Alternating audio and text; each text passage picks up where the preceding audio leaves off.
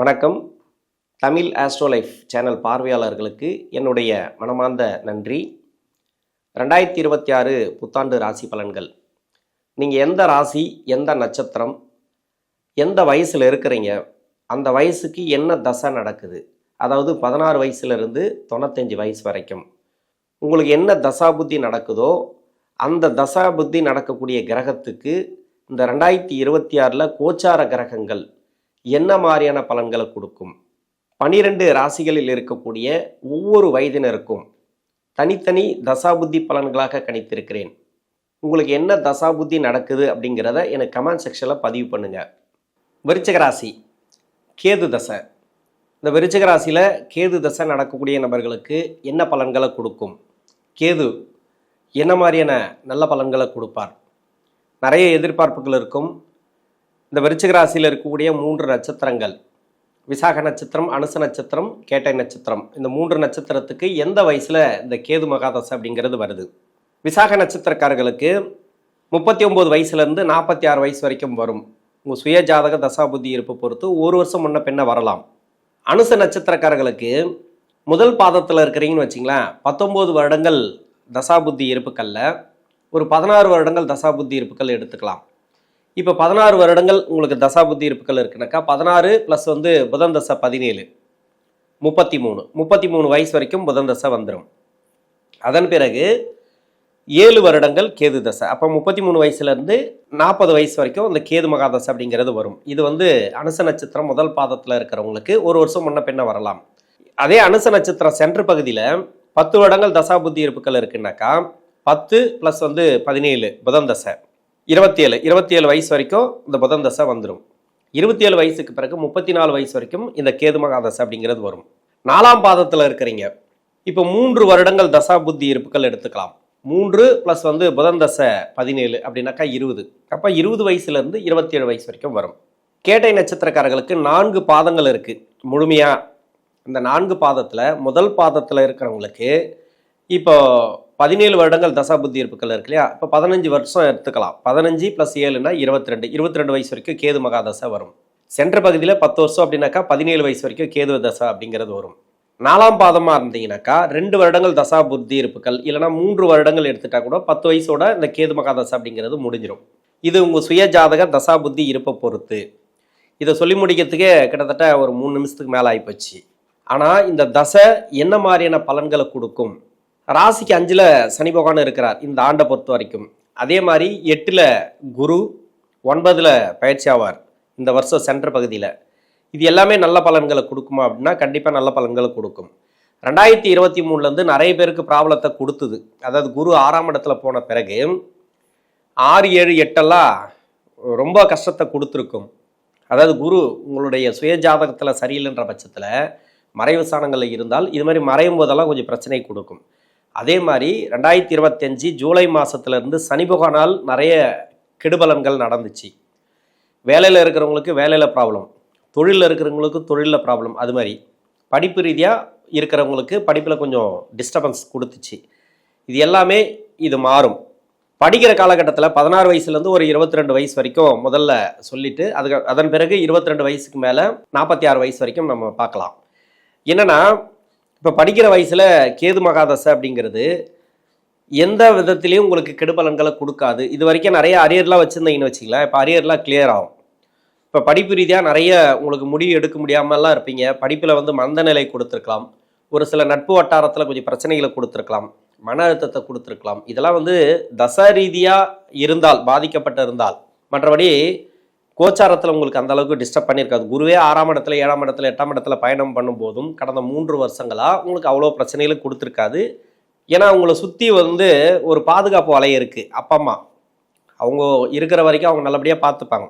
உங்களுக்கு பின்னாடி அவயோக தசைகள் நிறைய நடக்கலாம். அதாவது சுக்கிர தசை, சூரிய தசை, சந்திர தசை, இதெல்லாமே கஷ்டத்தை கொடுக்கக்கூடிய அமைப்பில் உங்கள் சுய ஜாதகத்தில் இருக்கலாம். நீங்கள் எங்கன்னா போய் ஜாதகம் பார்த்துருந்தீங்கன்னா சொல்லியிருப்பாங்க, இந்த தசை சரியில்லைங்க, இல்லைங்க இது இந்த கோச்சாரத்திலே சேர்க்கை சரியில்லை, அந்த தோசை இருக்குது, இந்த தோசை இருக்குது, இதுமாரி ஒரு சிலது சொல்லியிருக்கலாம். நெகட்டிவாக கூட, ஒரு சிலது பாசிட்டிவாக கூட இருக்கலாம். ஒரு சில பேருக்கு நல்லாவும் இருக்கிறவங்களும் இருக்கிறாங்க, ஜாதகம் சரியில்லாதவங்களும் இருக்கிறாங்க.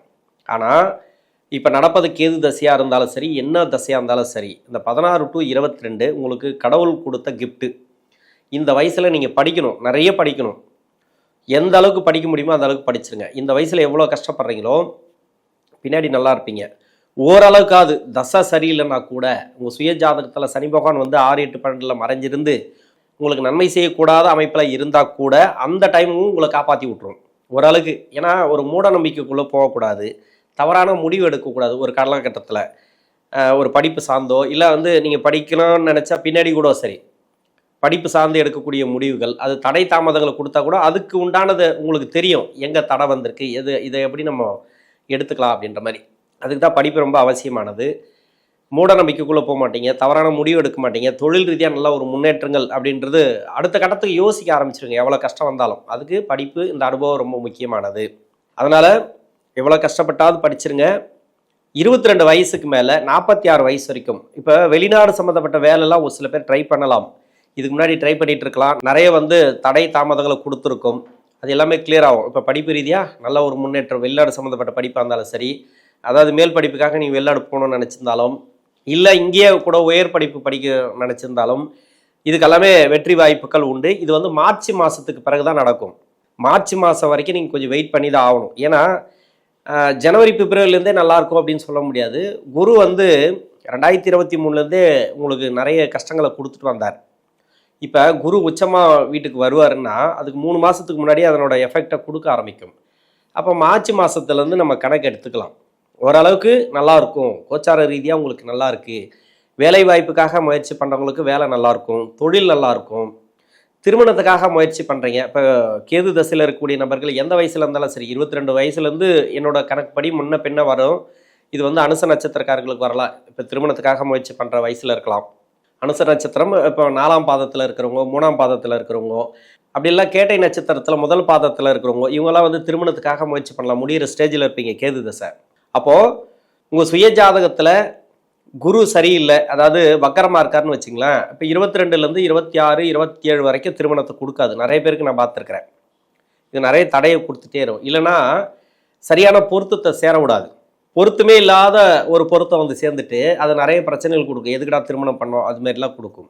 வக்கரமாக இருந்தால் நிறைய ப்ராப்ளம் உண்டு. இது மாதிரி திருமணம் நடக்காத நபர்களுக்கு இப்போ திருமண வாய்ப்புகள் கூடி வரும். 3 வருஷமாக நிறைய தடையில் இருந்திருப்பீங்க. உங்களுக்கு சுய ஜாதகத்தில் கேது பகவான் தசையும் சரி இருக்காது.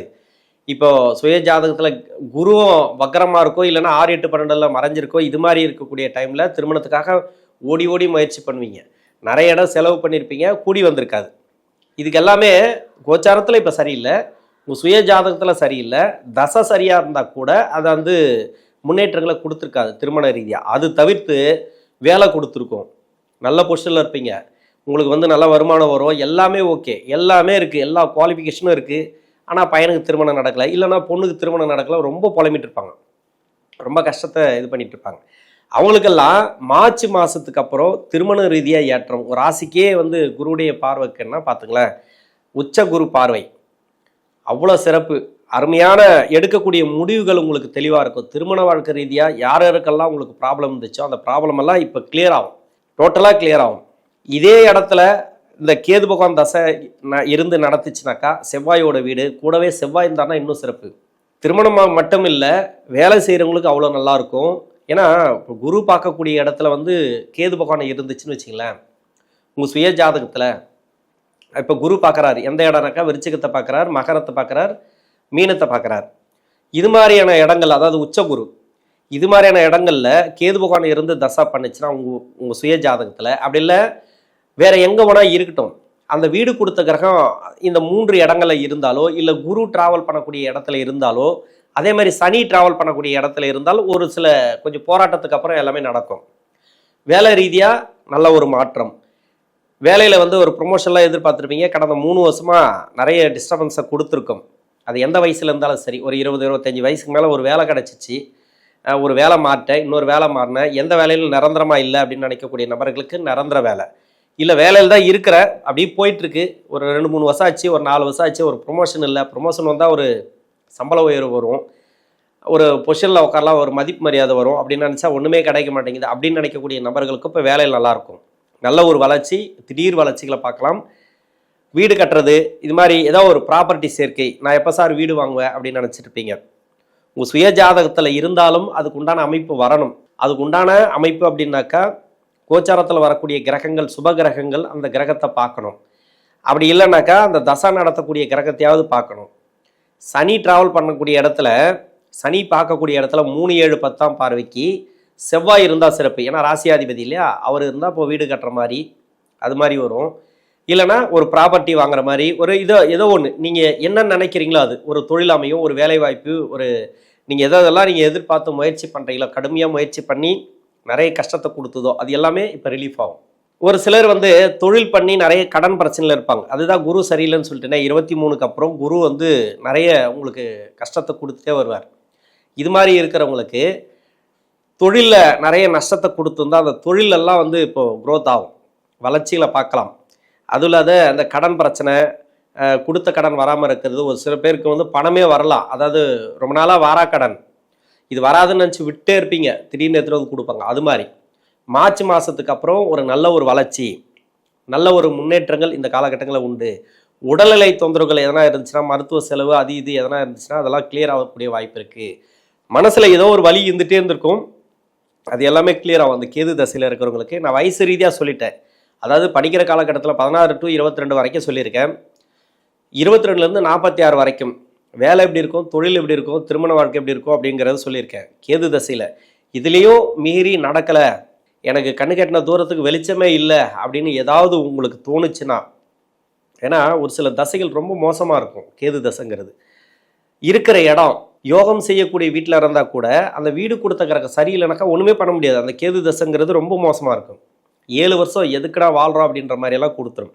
அது மாதிரி இருந்துச்சுன்னா உங்கள் சுய ஜாதகத்தை செக் பண்ணுங்கள். குறிப்பாக பார்த்தீங்கன்னாக்கா அவயோக கிரகம் வீட்டில் இருந்து இந்த கேது பகவான் தசை பண்ணிச்சுன்னா தொழிலில் ரொம்ப கவனமாக இருங்க. அவயோகம் அப்படின்னாக்கா சனியோட வீடு, சனியோட வீட்டில் கேது இருக்குது. இப்போ கேது தசை நடக்கிறவங்க வந்து அந்த சனியோட வீட்டிலேருந்து கேது தசை பண்ணுதுன்னு வச்சிங்களேன், அவங்க தொழிலில் கொஞ்சம் கவனமாக பண்ணணும்.